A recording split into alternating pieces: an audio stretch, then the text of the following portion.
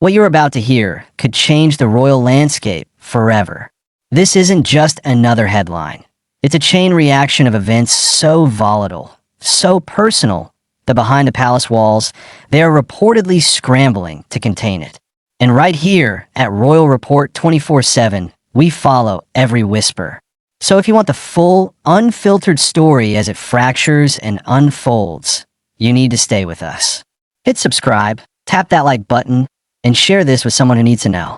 Because what we're uncovering today doesn't just involve Meghan's alleged fury or Harry's sudden, quiet return to the UK.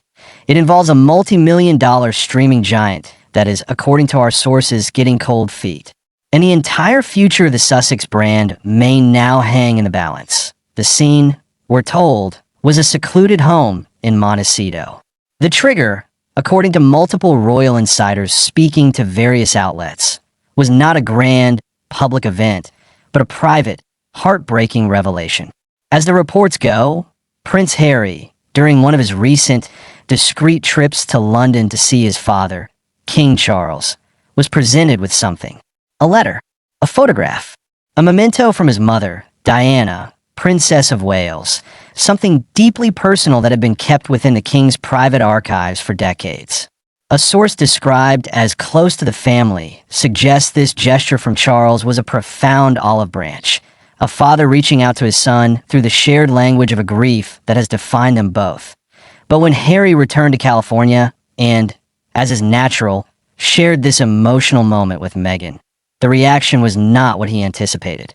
Insiders claim that instead of unity, it sparked a confrontation, an explosion. Why? Because this symbol of Harry's past, of his bloodline, of his deepest childhood trauma and connection, reportedly highlighted the unbridgeable gap Meghan feels she is facing. A palace source, allegedly briefed on the aftermath, told the Mirror that Meghan saw this not just as a family moment, but as a strategic play. A reminder of where Harry's ultimate loyalties, and perhaps his title, his lineage, his royal essence, are rooted. And in that moment, the dam of years of perceived slights, of battles fought in the press, of feeling like the outsider no institution would protect, supposedly broke. Now let's weave in the other thread, one that makes this story infinitely more complex. The Princess of Wales, Catherine. As you know, she has been out of the public eye, focusing on her recovery with the steadfast support of her family and a fiercely protective inner circle. But within that circle, there is said to be a simmering, quiet anger. Not towards Meghan personally, at this point, but towards the relentless storm. A well-placed Kensington Palace aide was quoted in the Telegraph as saying, "The priority is, and always will be, the princess's health and peace. Anything that threatens that atmosphere, that pulls focus or creates unnecessary stress, is viewed in the starkest possible terms." And what has been pulling focus? A new wave of speculation, fueled by unnamed sources in the US media, revisiting the old, painful allegations of a rift between the two couples.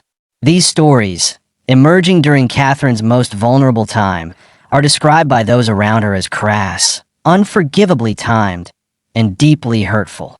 The perception, whether accurate or not, is that the Sussex narrative machine cannot, or will not, stand down even in a period of genuine family crisis in London. This perception, royal commentators suggest, has hardened hearts in corridors of power that were once, perhaps, beginning to thaw.so. We have Harry, emotionally torn between a father offering a piece of his mother and a wife who feels perpetually besieged by that very same family. We have a future queen, convalescing, with a team that sees any external drama as a hostile act. And we have a king, attempting a fragile reconciliation while shouldering the monarchy itself and his own health battle. The pressure cooker was already at its limit. Their $100 million partnership with Archwell Productions was meant to be the cornerstone of the Sussex's independent, philanthropic, content-creating future. But according to a bombshell report from the Wall Street Journal, the stream is slowing to a trickle. Insiders in the entertainment industry claim Netflix executives are frustrated and concerned about the lack of viable output. The planned documentary series? Stalled. The much-hyped glossy Heart of Invictus did not land with the cultural impact they'd hoped, and the pipeline of new, original ideas is reportedly thin. But here's the real kicker, the detail that ties this all together into a perfect storm. Lauren, your insider here at Royal Report 24/7, has learned from a source familiar with Netflix's strategic discussions that their concern isn't just about productivity. It's about brand toxicity, the endless royal feud, the cyclical headlines of conflict. It's no longer seen as compelling drama. To the algorithm, and to the executives reading its cold data, it's becoming noise. And worse, it's noise that alienates a significant portion of their global subscriber base. There's a growing school of thought, our source suggests, that the Sussex value was in their forward-looking post-royal vision. If they are perpetually defined by and defining themselves against the very institution they left, the commercial magic fades as picture the dominoes as insiders now describe them falling. Meghan reported explosion over Harry's sentimental journey home. The increasing isolation from the palace, symbolized by Catherine's convalescence and the protective wall around it. And now, their primary commercial partner allegedly getting nervous, checking the exit signs. What does this leave? It leaves Prince Harry, according to those who claim to know his state of mind, in an impossible position. A friend of the prince, speaking to the Times, hinted that Harry is bereft at the thought of his family rift continuing indefinitely, especially with his father's illness. There is now serious, whispered speculation among courtiers, not wishful thinking, but tactical analysis, that Harry is contemplating a fundamental shift. Not a return to royal duties, that ship has sailed, but a return to a base in the UK.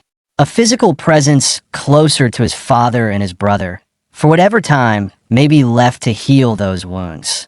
A separation, in the geographic sense, from the Montecito project that seems to be hitting every possible roadblock. Can you imagine the implications? If Harry were to spend significant, quiet time in the UK, perhaps at Frogmore Cottage if it's still available, working on his charitable ventures separately, it would be the most seismic shift since Megxit itself. It would split the Sussex brand in two, literally and figuratively. And it would force Meghan into a choice she never thought she'd have to make.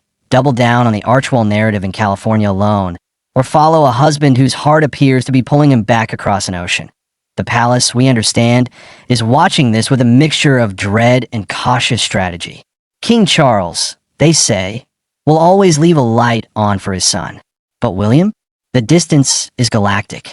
Trust is ashes.